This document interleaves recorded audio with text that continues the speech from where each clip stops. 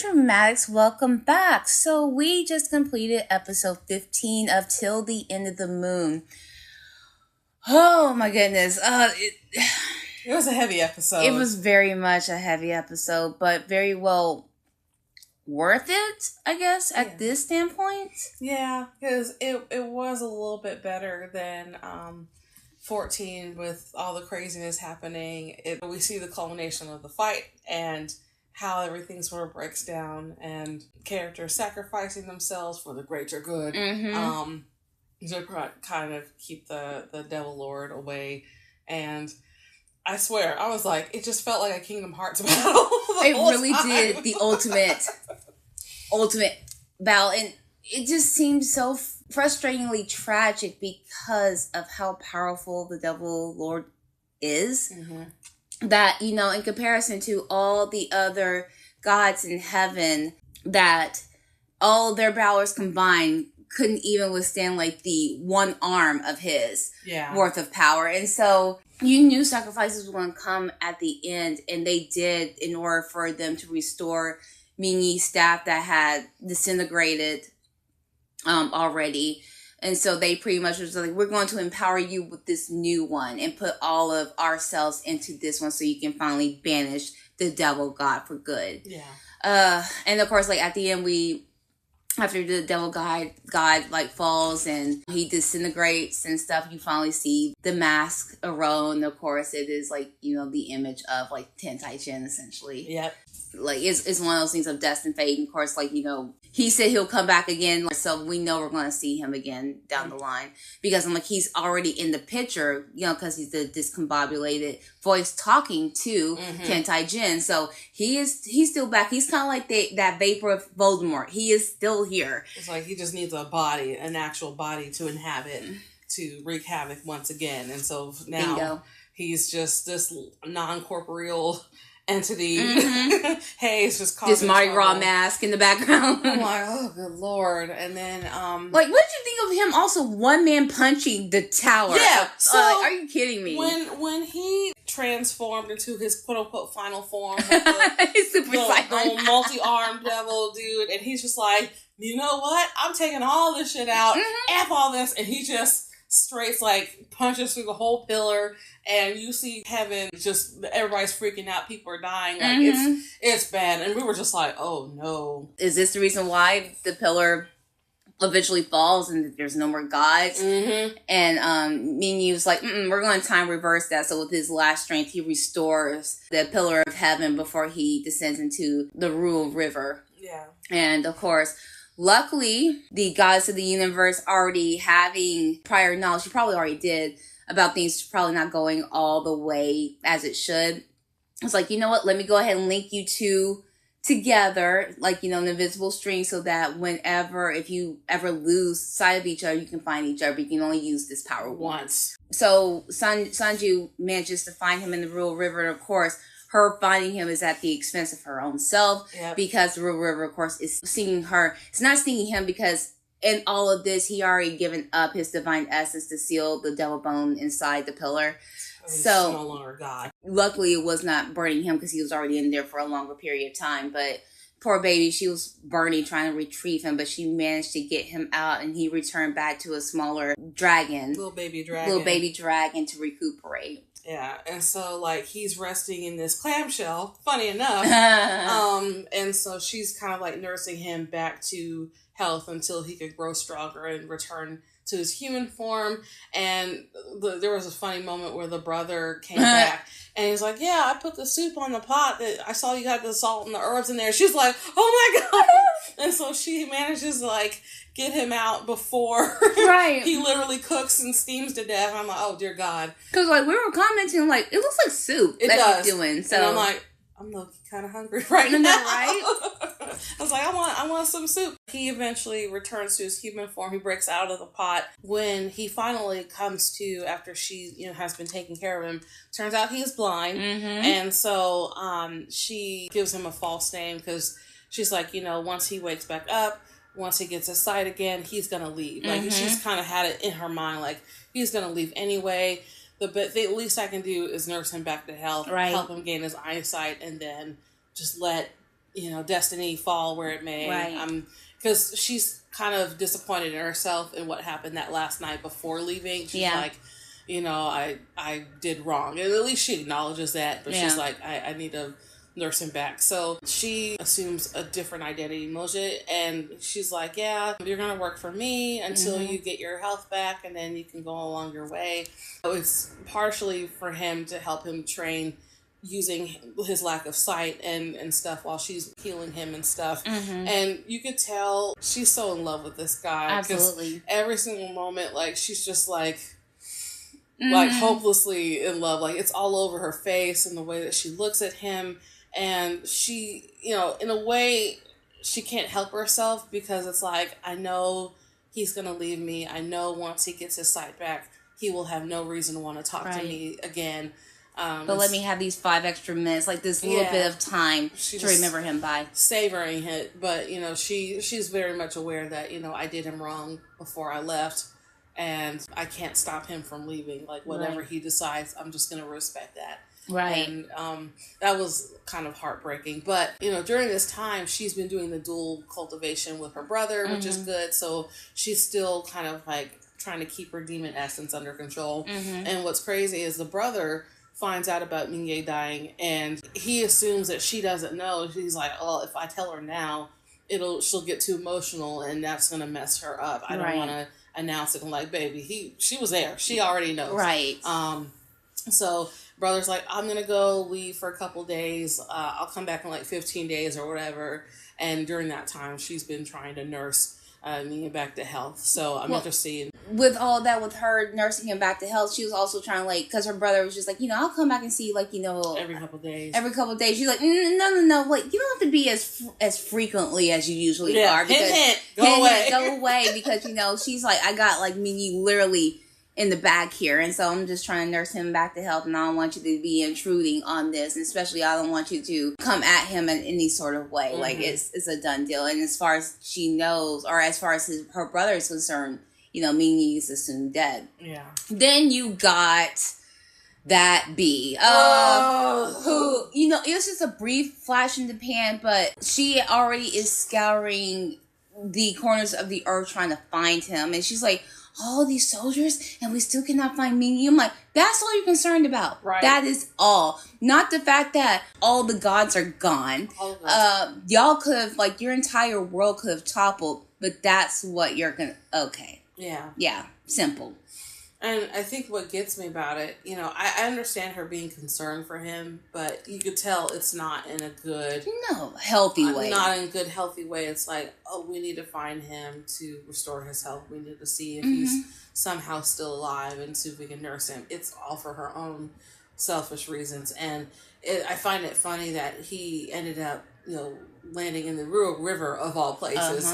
Because I'm like, what was she going to do if she found him? Because she can't go in there.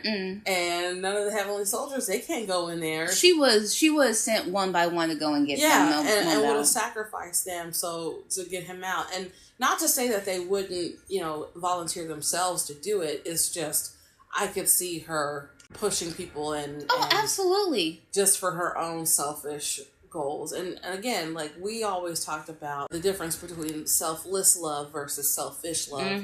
And what Jisoo's doing is selfless. She's like, I'm very much aware that I hurt him. I took advantage of him. He's not going to want to talk to me. So let me just focus on his health and getting him back up to speed on things. And then I'm going to let him walk and let him do what he needs to do. Right. Whereas with that, Taewon, I can't stand her. I can't either. And it doesn't help that she doesn't get a lot of moments where she is existing outside of Mingye at all. So there's no concern for, oh my gosh, we have no more gods. What do we do? How do we protect ourselves? And making sense of the sacrifice that they all made to save them.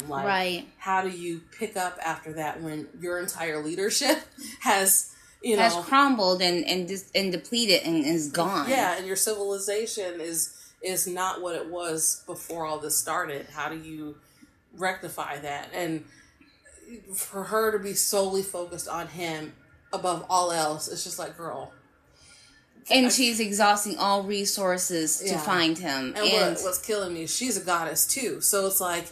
But goddess of what? Yeah, we don't know. And it's like, you're a goddess. Like, you have a obligation to help your people. And you're moved up in the leadership chain now because there's no one else. Right. So, again, it's just... I get her being concerned for him, but I feel like her concern is not for the same... selfless place. Yeah, it's not coming from a place of, I just need some type of closure. That's one thing. Or even just for, like, the greater good still needs him as the god of war, trying to find their god of war, taken care of about what all happened to the gods, but it's just like, but still Ming-Yi, there's no trace of him about what happened or what befell him. We can't find his body to really clarify that he's dead or not. And so, like, that still brings that hope for her that it's like, I'm going to scour the entire world to look for him. But we had established it's not so he can resume his God of War status. It's like, because I want him back. Exactly. So what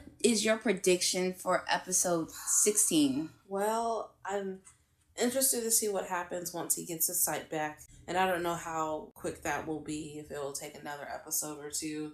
But I hope they finally get to reconcile, like, what happened and what led up to them splitting.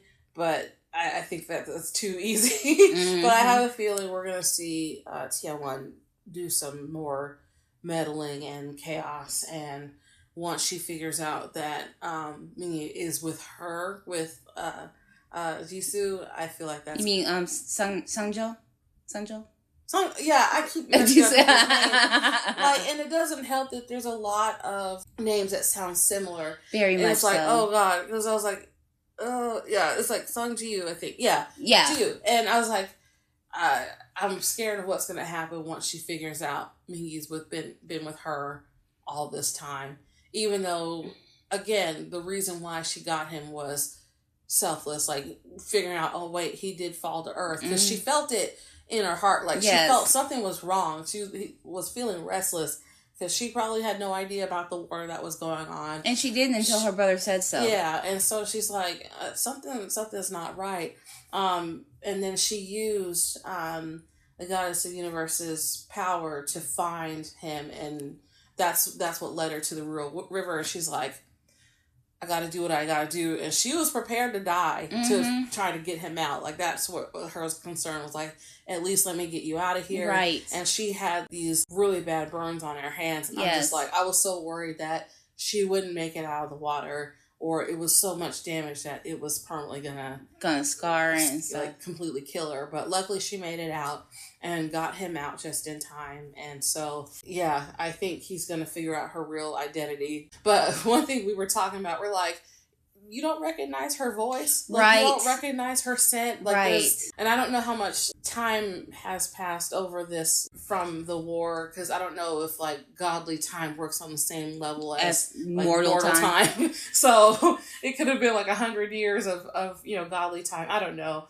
but I just found it funny because I was like, there's nothing familiar about her, because when he started reaching out, like he like touched her hair, touched her face, and she was asleep during this time. And I'm like, you don't recognize her voice, right? But because they spent probably more time apart than they did together. They did. It's just more like a fantasy of love. Yeah. To where this, like, they really only spent maybe about like 5 times like together, and it's this sweet kind of like romantic fantasy love of where she already fell for him, love at first sight, and him seeing her on, like, when they were riding on the carriage coming back to the Heavenly Pillar or back to his home, and how he was already just like starting to have feelings for her then. Yeah. But I'm just like, but y'all don't really know anything much about each other other than like where she was from and what she sacrificed, who you are and what you were about. So, but there's nothing in between, and other than like, the kissing connection and y'all sleep, I can't even call it sleeping together, but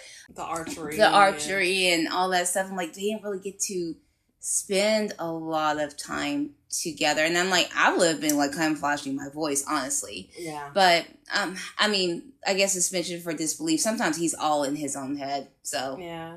But luckily Sung Ji-yu is in good spirits overall, and I think she's just more satisfied that he's alive.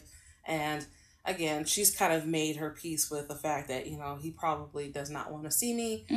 Probably don't want to be around me, but at least the least I can do, I can help care for him, get him back on his feet. Right. And then, but it also comes with a little bit of a selfish thing. It's like, I get to see and be with him too, even for this little bit. Like, let me have at least that little bit of being in a more intimate setting with him than they got to be when they were actually married still. So I think like that's also like with her, she's like, I can go on with the rest of my life, at least with these precious few memories of saving the man that I love again, and also to be able to nurse him back to health and make sure that he is his good and best self as he goes on his separate way from me. So I'm like, and that's very hard. Yeah, she's willing to give him up because she knows that he has a bigger purpose than just them being in love. Selfless love. Exactly.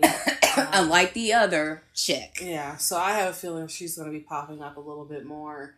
And I want to see the aftermath of the demon god. We see his actual face right before he disintegrates. And so, like, what's the aftermath with him? How does the Heavenly Empire or whatever, how did they regroup after losing all of their gods? Right. And you think you will see that story rectified about the devil god and the pillar in this story frame, or back to our original? I don't know, honestly, because we kind of like got the backstory of how they were able to get the devil bone, the evil bone, kind of try to get it sealed, and how everybody fell. But I don't know if we're gonna go back to the original story plot of kind of looking into the past, seeing what caused all this. And now, all right, what is our goal for the future? Going forward. Yeah. Yeah, because I'm like, I think this is pretty much what it is. It's wrapping up to where it's like lessons learned, and especially since like a lot of the stuff that we already have from this particular story arc will come into play in later things. It's just one of those things like, watch this, remember. Yeah. And then you will start seeing a lot of stuff, I guess, like tendrils of stuff starting to come and affect future events. So I'm like, that's what I really like about the storytelling, is that you really have to be on top of your game regarding recalls and paying attention, because every clue is important to the T. Stories like that are very intricate, and where you have that balance of something that took place in episode 2 or 3 has like such an anchor point in episode 38. There's like the recalls are crazy. And I still want to know, Chua, the goddess of the universe, her husband, gets the devil's sword, and he's like, that's his sword.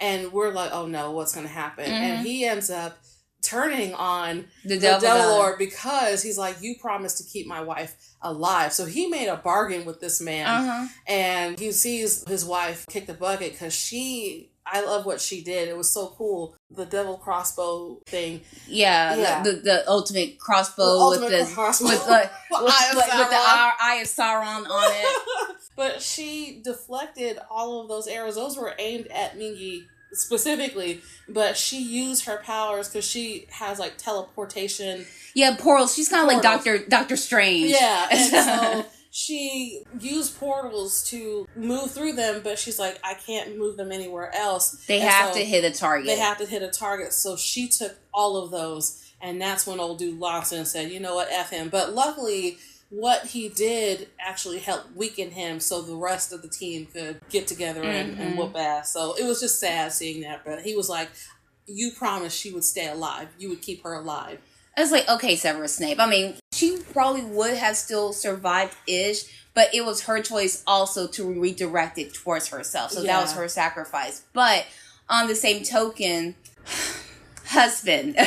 Even with him stabbing the devil god, it was still with the ultimate goal of him wanting to be the devil god to begin with. So or to take his place. Yes. So I'm like, I can't really like herald your It wasn't noble. Not the way you think noble. It was a revenge act, a selfish revenge act. But it's like you would have done this anyway if your wife wasn't. Yeah. If you had the opportunity to strike down the devil god so you can assume the mantle of said devil god, you still would have done it. So I'm like, to me, it doesn't wash. I'm sorry for your loss, but your wife was worthy to sacrifice herself for the world, unlike what you were willing to do for her. Yeah, because when the sword landed next to him, he looked at it like, oh, there's an opportunity here. And then there was one other piece of armor, and I forgot what it was, but it landed in the Mo River. Yes. And I was like, oh no, what's going to happen there? Because I'm like, that's where her people are from. Yeah, that's where Jews people are from. And I'm like, oh no. Mm-hmm. And I was worried that like either the brother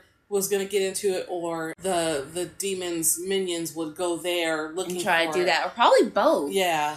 And wipe out her clan, and I was like, oh. Because we already know, as time has gone on, that her clan does not exist anymore. Yeah. So, it's just like, what does eventually happen to her people, which I think we'll find out in the next couple of episodes. And there's a lot of, even though, like, the story is coming to a close, there's a lot of missing ends that need to be tied up, because it's going to affect this future battle that we see in the very beginning. Like, Tanta Jin is like, all right, I'm the ultimate demon now. I got all these tools. Surprise. I'm going to annihilate the world. It's going to be great. I told you I'd be back. So seeing kind of like the seeds of where that's going to be coming back, and I'm like, oh no, I'm so nervous, I'm so scared. Mm-hmm. I do like that we are getting this story now, because it's like, okay, now we have like little bits of tools and clues and pieces here that will affect the rest of the story. Mm-hmm. So I'm looking forward to how all the final puzzle pieces will come into play. Yeah. So, all right, are you ready to go on to episode 16? Yes, we need to get some more tissues before we go.